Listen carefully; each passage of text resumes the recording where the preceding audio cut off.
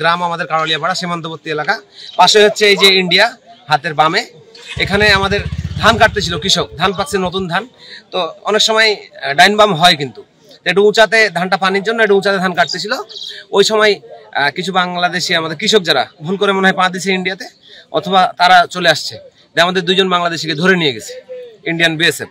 পরবর্তীতে তাদের কাছে আমাদের বিজিবি গেছিল, ফ্ল্যাগ মিটিং করেছে, এবং কিছুক্ষণ পরে তাদের ভারতের লোক এদিকে কাজ করতে আসছিল, তাদের 2 জনকে আমাদের গ্রামবাসী ধরে নিয়ে আসছে। মানে বর্তমান পরিস্থিতি আমাদের এখানকার এরকম। আমরা দ্রুত দাবি করছি লোকজোড়া যাতে ছেড়ে দেয়, তারা কৃষক লোক, তারা কোনো গ্রামের সাথে জড়িত না।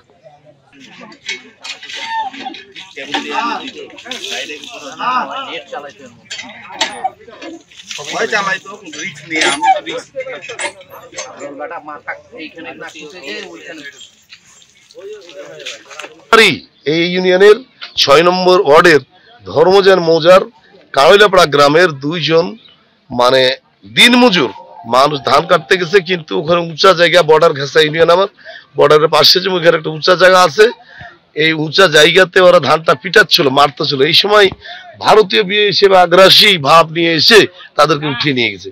পরবর্তীতে আমরা বিজেপিকে জানাই, বিজেপিকে জানানোর পরে বিজেপিরা তাৎক্ষণিকভাবে এখানে এসে তাদেরকে চিঠি দিয়েছে। তারা বলছে আমাদের প্রক্রিয়া কাজ আছে, এগুলো শেষ করে আপনাদেরকে জানাচ্ছি। তার মধ্যেই আবার ওই দিকের 2 জন আমাদের বাংলাদেশিরা জনসাধারণ তাদেরকে আটক করে রাখছে, সুন্দরভাবে আছে, ভাত টাত খাওয়াচ্ছে, ভালোভাবে আছে। আমি এখনো যাইনি তাদের কাছে, তো যাব।